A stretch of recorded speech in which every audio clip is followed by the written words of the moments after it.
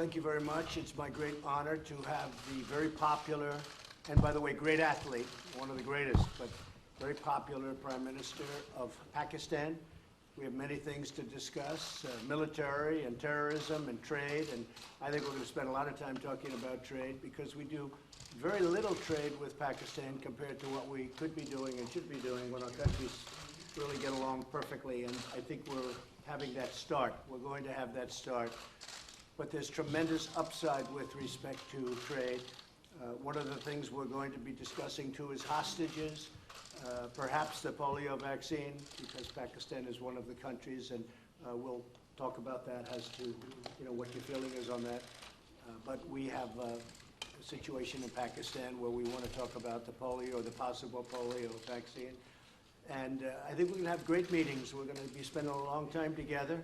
We have our representatives meeting right after we're finished, and we just came out, Mr. Prime Minister, with tremendous economic numbers for the United States, the best we've ever had. We have the best economy we've ever had, and I think we can shift some of that over to Pakistan. We should be doing tremendous business together, so I look forward to it. Inshallah. And it is an honor to have you with us. Well, I've been looking forward to this meeting since I assumed office as Prime Minister of Pakistan. I mean, the United States is vital for Pakistan.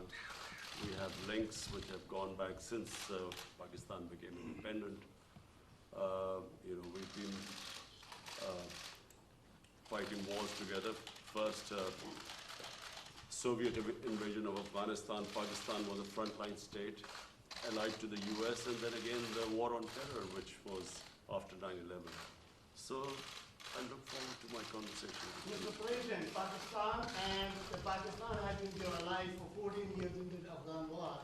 So face terrorism, face economic disaster and all that, and still we were taken to the court with all the accusations that Pakistan is not a responsible state.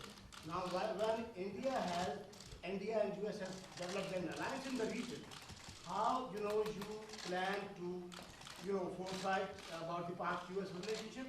How they can be strengthened when your preference is India, number one, and secondly, after your campaign, what kind of promises, if you are elected again, what kind of promises you are going to make? Okay, that's a big question. That could go on for hours, that answer.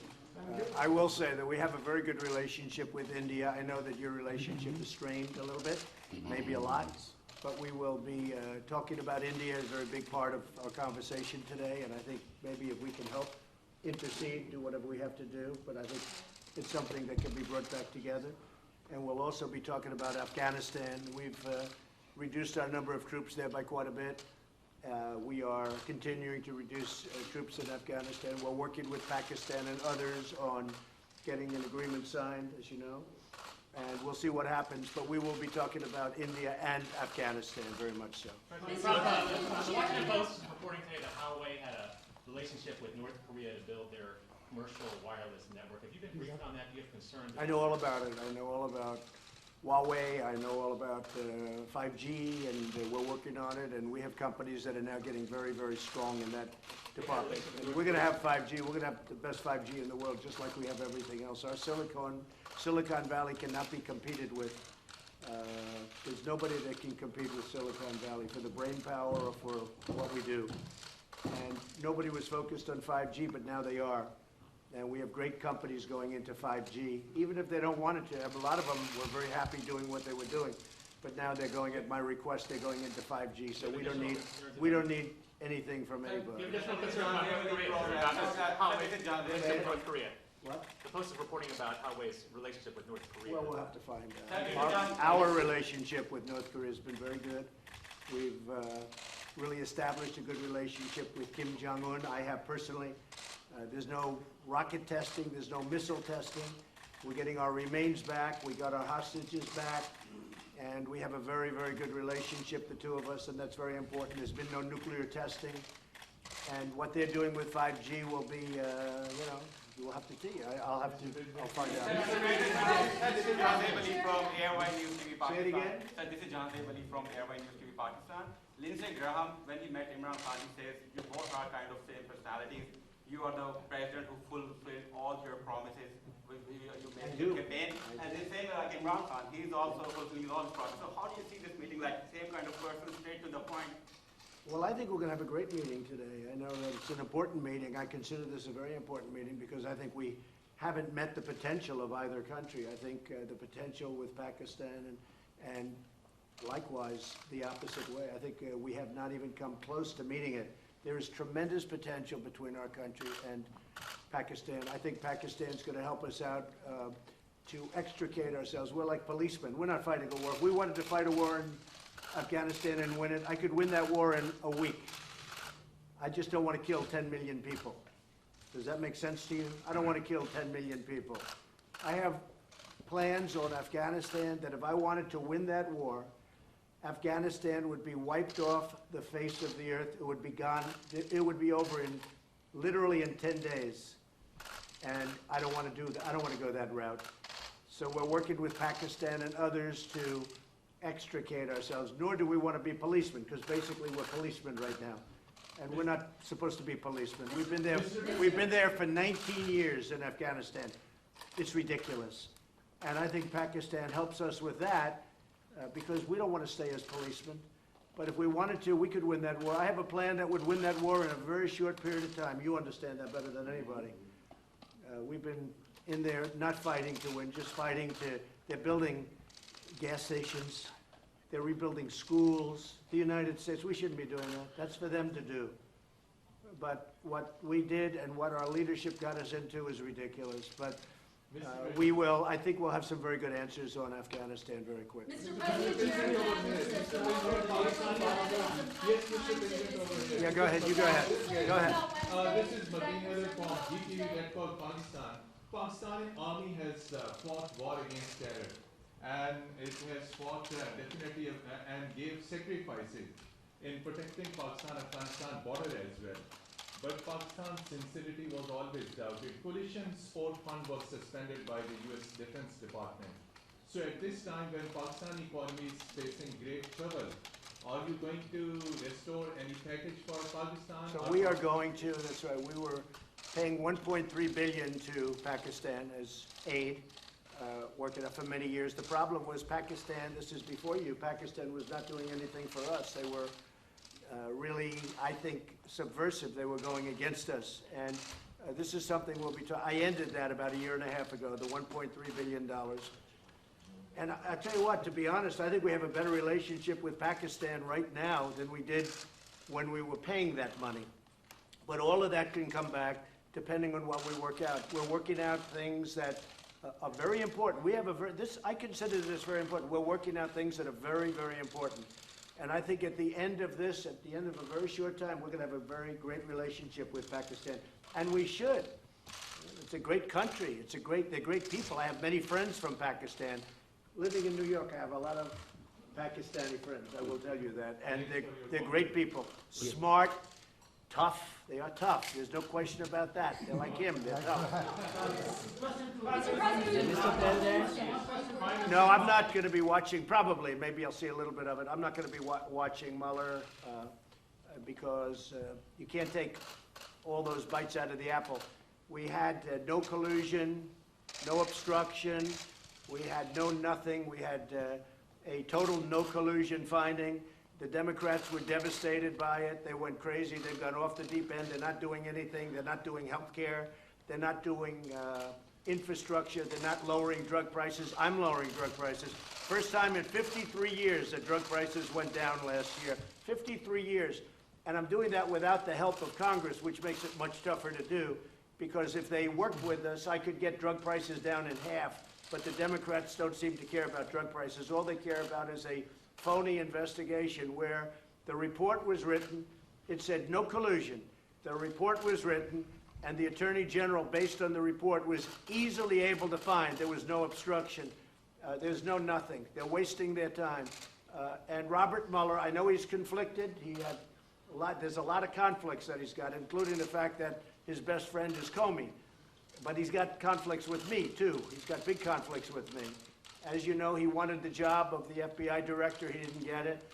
And we had a business relationship where I said no. and I would say that he wasn't happy. Then all of a sudden he gets this position. But you know what? He still ruled, and I respect him for it. He still ruled, no collusion, no obstruction, and this thing should have ended a long time ago. This has been going on for 2.5 years, and we're never going to allow this to happen to another president again, because most of them wouldn't be able to take it. On top of everything else, we have the strongest economy. We were just discussing this with the Prime Minister. We have the strongest economy that the United States has ever had. We have the highest stock market yesterday, literally, the highest stock market we've ever had on Friday, Thursday. We've broken the record, I think, 109 times for highest stock market. But on, I believe, Thursday of last week, we hit the all-time highest in the history of our country. Our country is doing phenomenally well. Unemployment is the lowest in 51 years, soon to be the lowest in history, if it keeps going this way in a short period of time. Black, Hispanic, Asian unemployment, the lowest in history. Women, the lowest in 72 years. Nobody has ever done what we've done. Nobody's done in 2.5 years what we've done. The biggest tax cuts in history, the biggest regulation cuts in history, so many things for health care. We got rid of the individual mandate, which was the worst part of Obamacare. And what it's going to end up, if we end up winning the House back, we keep the presidency, we should keep the Senate, we should keep the presidency, I would think easy, when you have the strongest economy in the history of our country, and somebody's going to run against that particular president, even though in this case it's me. In theory, I have a big advantage. I don't know. I'm going to have to ask you. But in theory, I have a big advantage. So a lot of great things are happening. But the Democrats, they don't want to talk about that. They want to stay off the economy subject. And what they're doing is just hearing after hearing after hearing. It's nonsense, okay? They tried an impeachment vote, and they got slaughtered last week. They got absolutely slaughtered. It was the most ridiculous. I didn't even know they were going to do it. And I'll tell you, just in finishing, I have a lot of respect for the Democrats because most of them voted against impeachment last week.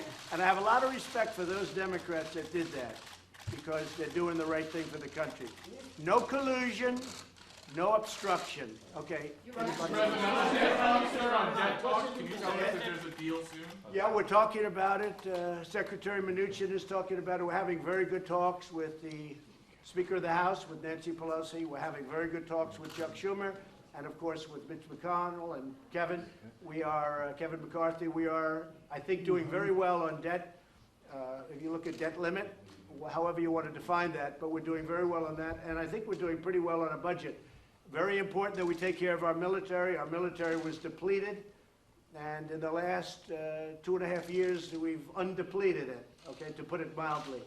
We have made it stronger than ever before. We need another big year. So we had $700 billion. We had then $716 billion.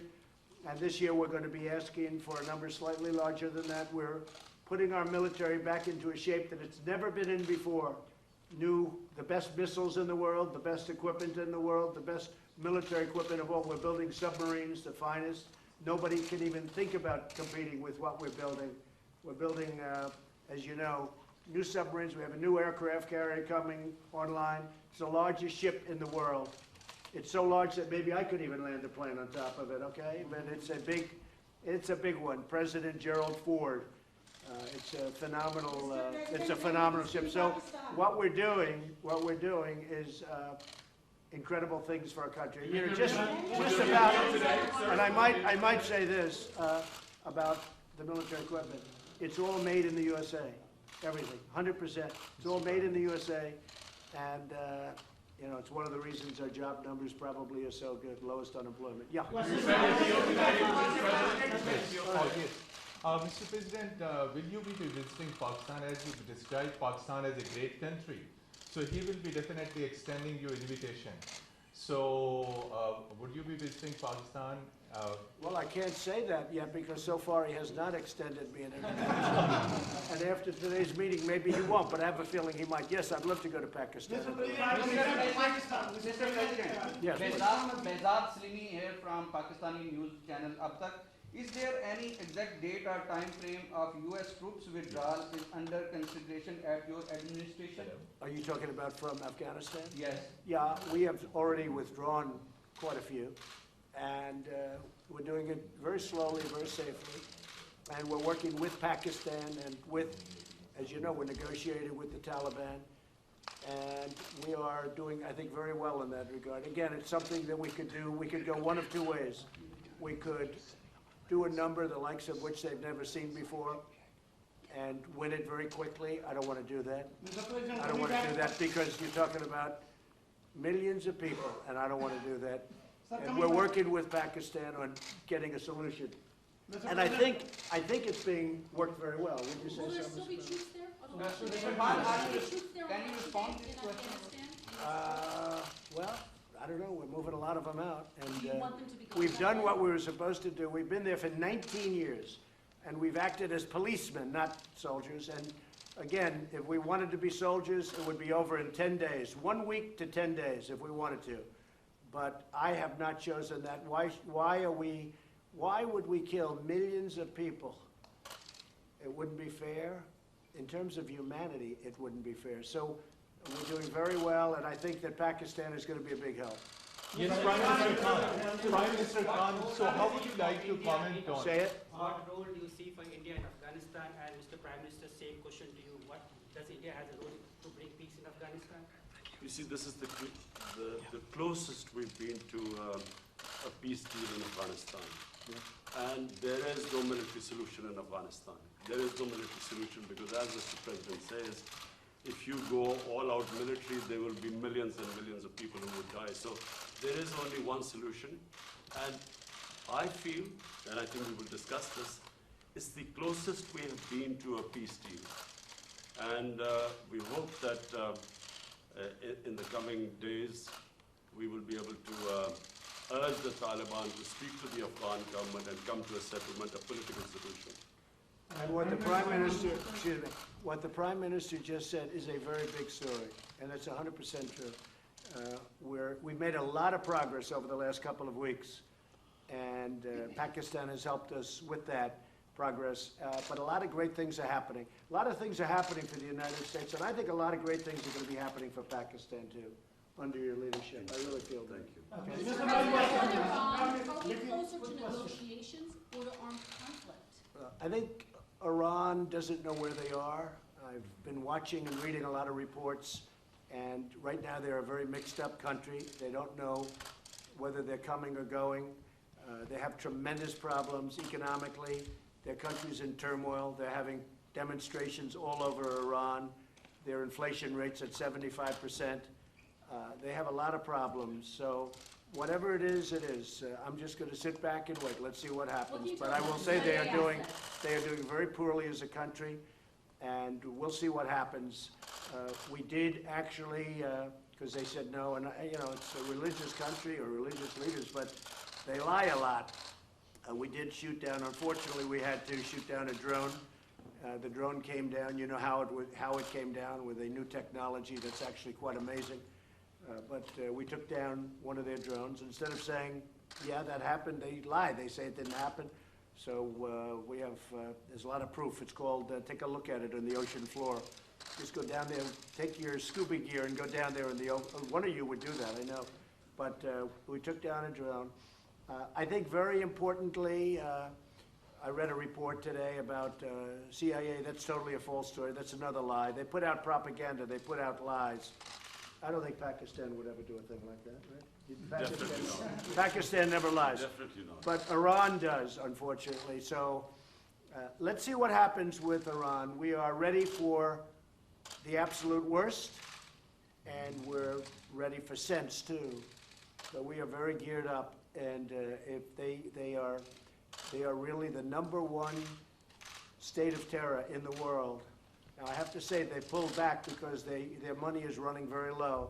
The deal that President Obama made was a disaster because it was such a short term. It didn't cover ballistic missiles, and they couldn't see the important sites. Under this, you couldn't inspect the important sites. There were many things wrong. And of course, they gave $150 billion plus $1.8 billion in green, beautiful cash. That's called many plane loads of cash. I think Pakistan would like to have some of that cash. But they gave $1.8 billion in cash, which is unthinkable. And instead of being respectful and thankful which frankly they should have been to the United States and to President Obama for making that ridiculous deal. Instead of being respectful, they put their finger up in the air, and this finger, the thumb, they put their finger up in the air and they disrespected the United States. They shouldn't have done that. That was a big mistake. One of the best things I've done is terminate that ridiculous deal. If they want to make a deal, frankly, it's getting harder for me to want to make a deal with Iran because they behave very badly. They're saying bad things, and I'll tell you, it could go either way, very easily, very easily. And I'm okay either way it goes.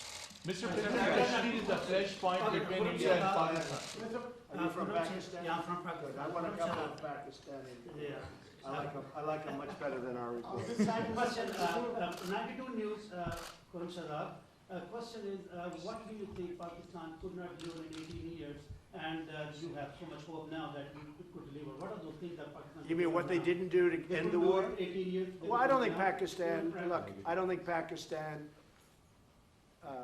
respected the United States. I don't think Pakistan respected its presidents.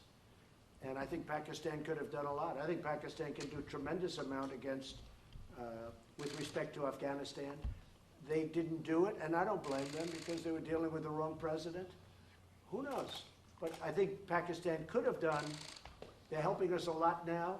I think they could have helped us a lot in the past, but it doesn't matter. We have a new leader. He's going to be a great leader of Pakistan.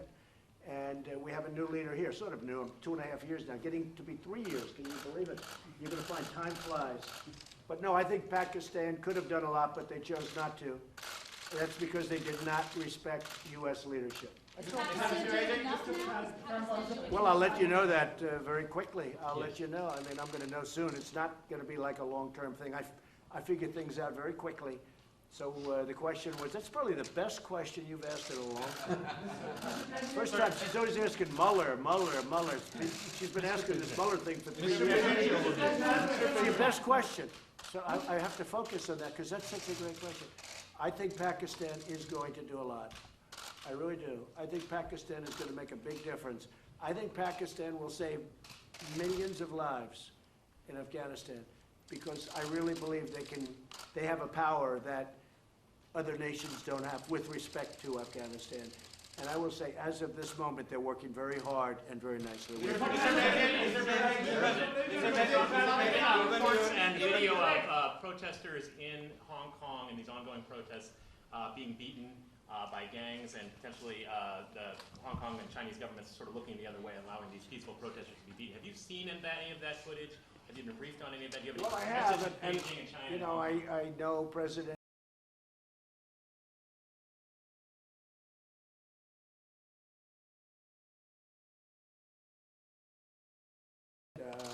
I know that they're working. I know that's a very important situation for President Xi. And you know, you could say what you said, but you could also say that he has allowed that to go on for a long time, and you know, it's been relatively. I think it's been relatively nonviolent. Do you believe that protesters should be allowed to protest on the streets in Hong Kong as they've been? Well, they are. I mean, they are. I don't think China stopped them. China could stop them if they wanted. I think that, again, I'm not involved in it very much, but I think President Xi of China has acted responsibly, very responsibly. They've been out there protesting for a long time. I've never seen protests like it where you have that many people. It looks like 2 million people. Those are big protests. But I think that I hope that President Xi will do the right thing. But it has been going on a long time. There's no question about it. Mr. President, even your Anybody want to take a question? Yes. Yes. Mr. Prime Minister, over here, yes, first. Mr. Prime Minister, Mr. President made good remarks about Pakistan and said that Pakistan can help a lot to end the violence in Afghanistan.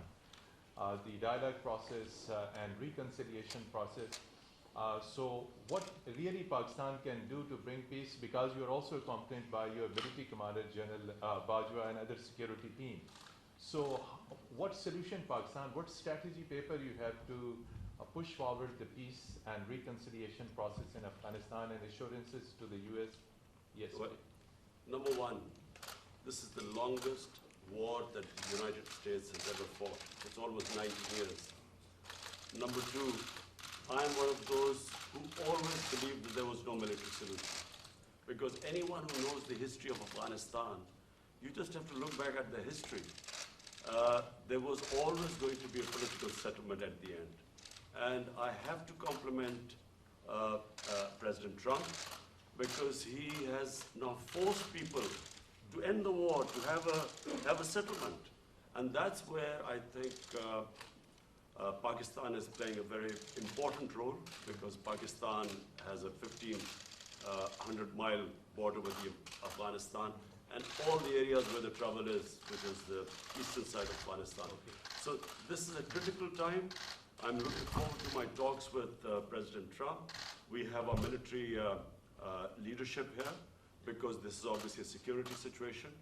And what we want is understanding between the two countries. I can assure President Trump that whatever we will be saying will be we will be straight with them. There will never be any question of any doubt on Pakistan's intent, because apart from Afghanistan, the country that wants peace in Afghanistan more than any other country is Pakistan, because we get directly affected by it. And Pakistan needs stability. We have had 15 years of fighting this war on terror, over 70,000 Pakistani casualties, over $150 billion lost to the economy. So we desperately want peace. And I'm happy that President Trump has pushed this forward. So we hope, I'm looking forward to this. The region, and apart from Afghanistan, there is another security threat in South Asia, and that is Kashmir dispute unresolved by the United Nations, and even by the US, who voted in support of that resolution in the UN. Now, are you going to make any kind of submission and intervention of President Trump? And the same question to Mr. President Trump. Is he going to play any role in that? Okay, he's got it. I've got a question. I will be asking President Trump. It's the most powerful country in the world, the United States. It can play the most important role in bringing peace in the subcontinent. You know, there are over 1.25 billion people in the subcontinent. They are held hostage to the issue of Kashmir, and I feel that only the most powerful state, headed by President Trump, can bring the two countries together. From my point, I can tell you, we have tried our best. We've made all overtures to India to start dialogue, resolve our differences through dialogue. But unfortunately, we haven't made headways as yet. But I'm hoping that President Trump would push this process. So I was with Prime Minister Modi 2 weeks ago, and we talked about this subject. And he actually said, "Would you like to be a mediator or arbitrator?" I said, "Where?" He said, "Kashmir," because this has been going on for many, many years. I was surprised at how long it's been going on long. And 70 years. I think they'd like to see it resolved, and I think you'd like to see it resolved. And if I can help, I would love to be a mediator. It shouldn't be, I mean, it's impossible to believe two incredible countries that are very, very smart, with very smart leadership, can't solve a problem like that. But if you would want me to mediate or arbitrate, I would be willing to do that.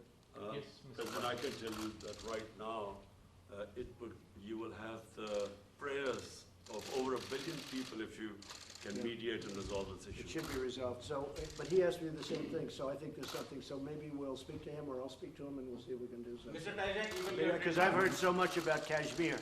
Yes. Such a beautiful name. It's supposed to be such a beautiful part of the world, but It's in right now beautiful there's just baby. bombs all over the place. They say everywhere you go you have bombs, and it's a terrible situation, been going on for many years. If I can do anything to help that, let me know. Let me give you one thing on Afghanistan as an example. So a lot of you don't know this, but we dropped the largest non-nuclear bomb ever built in history. We dropped it in Afghanistan. We were getting ready to make many of those bombs. This left a hole that was, it took out a lot of the tunnels and everything else, but it left a hole in the earth that looked like the moon. It looked like a crater from the moon, still there. Nobody's ever seen anything like it. People heard it 15 miles away. They said, "What was that?" It shook the earth. Non-nuclear.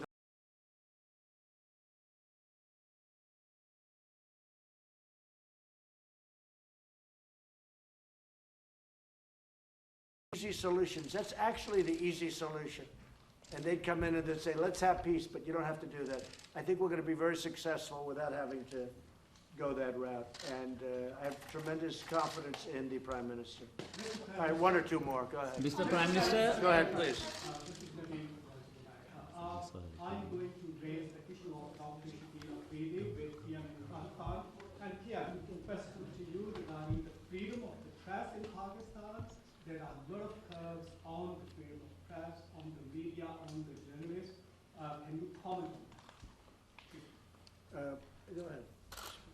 Pakistan press, to call Pakistan press as if there are curbs on it. Pakistan has one of the freest presses in the world. All you have to do is, since I've been the Prime Minister in the last 10 months, I mean, the criticism I have received from my own press, unprecedented. So to say that there are curbs on Pakistan press is a joke. When you say unprecedented, you can't, wait a minute, wait. There's no way you're treated worse than I am. Mr. Prime Minister. You're going to have to speak because I didn't hear your words. Yeah, the question was, are you going to raise the issue of freedom or the release of Dr. Freedom of the press? No, freedom of Dr. Shakil Oh, yes. Afridi. The doctor who helped. We will do that. We will do it. We're talking about hostages. We're talking about hostages being held in various places. I've had very good luck with hostages, with North Korea, with many places. They've treated us with respect, and I appreciate it. Made a big difference. We have 2 or 3 hostages that we're talking about. That's one of the gentlemen that we have heard about. And we will be discussing that with many other subjects. Yes, we will. And President Trump, just a minute. President Trump, we will be giving you good news about the 2 hostages in a while. Thank you. Mr. Prime Minister. Mr. Prime Minister. Are you going to raise the issue of Afia Siddiqui with the President? I'll tell it in a second. Go ahead. Ask it again. On your tweets, why are you escalating your feud with the 4 congresswomen and racial tensions instead of... Well, I think they're very bad for our country. I really think they must hate our country.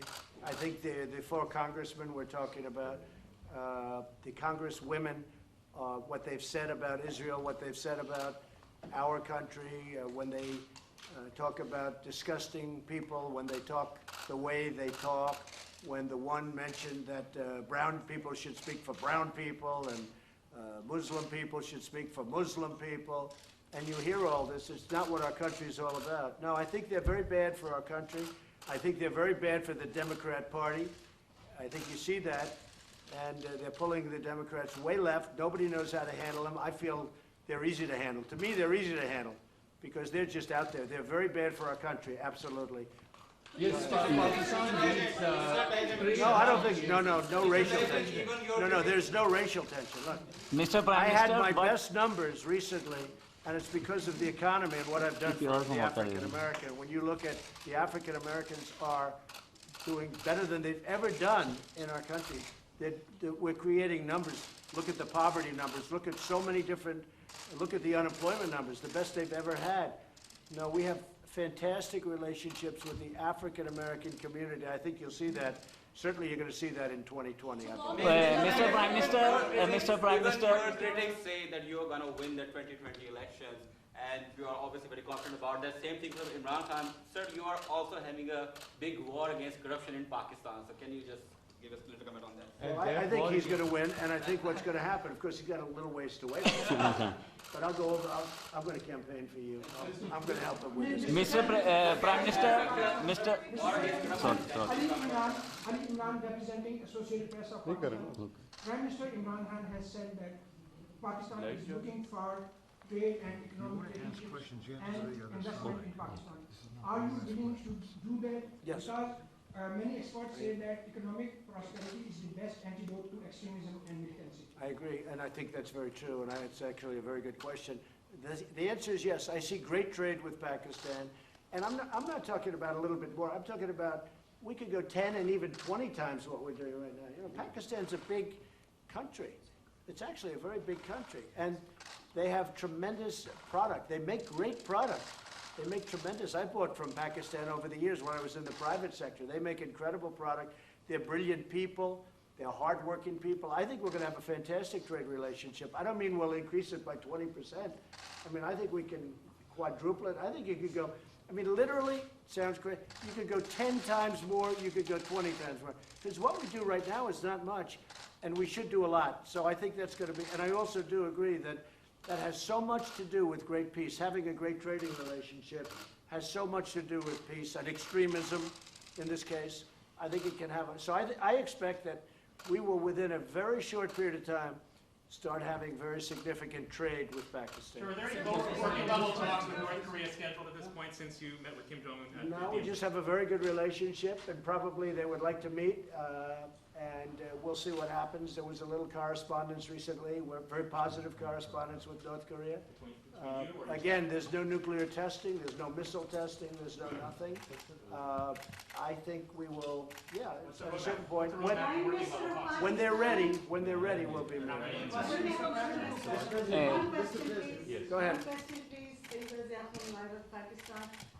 Will you raise the voice for Dr. Afghan speaking? Well, things discussed, so, that would be for afterwards. We'll discuss. Mr. Prime Minister, We'll be discussing it. Mr. Prime Minister, what are your specific? One of the provinces of Pakistan, Balochistan, where India is sending non-state actors to destabilize, and the people from there are going to Europe and other places, and they're getting refused getting asylum in India, which is actually an indication that India is helping those non-state actors to infiltrate in Pakistan and to create that. And one of the guys Pakistan is holding, which was leading the network. So do you think that the U.S. will be playing a role in stopping India to, I think I can very well. I have a very good relationship with Prime Minister Modi, and I think we're going to have a phenomenal relationship with the Prime Minister of Pakistan. I do think that it's a two-way street. You say India's coming in and destabilizing Pakistan, but India's saying that Pakistan's coming in and destabilizing. So there's a lot of room right there where we can meet. I think we can meet. You had a question on Puerto Rico? Step down right now. One question. Did he step down? Oh. Should he? Says he's not Look, eligible. he's a terrible governor. I think you have an even worse mayor of San Juan. She's horrible. I think she's horrible. I watched her.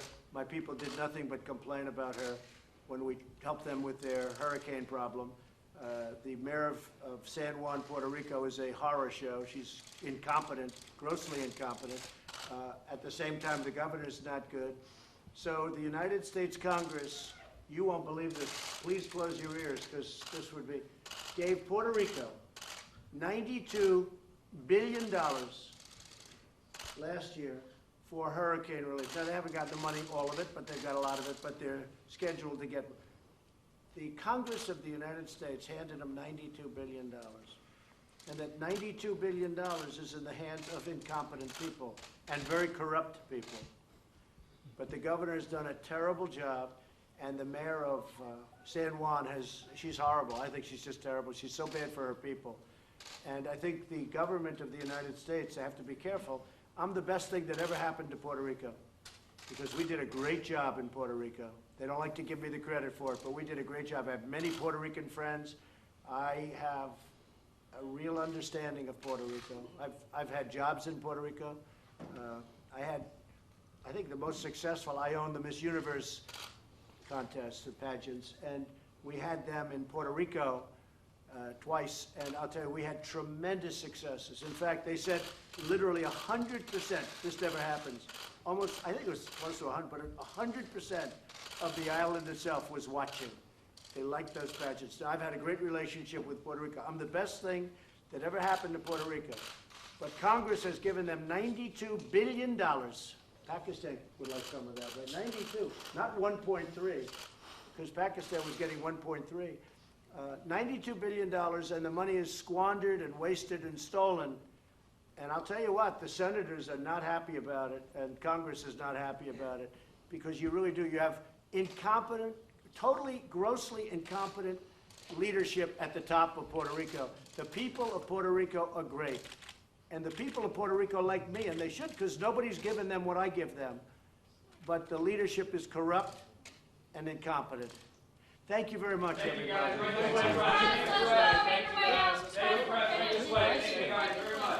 Let's go. Where did that question? No, well, that was okay, but the one before it. Press, let's go. Keep moving. Come on, guys, let's move. Thank you, Press. Right this way, guys. Press, we're finished. Go. Thank you, everybody. We're moving.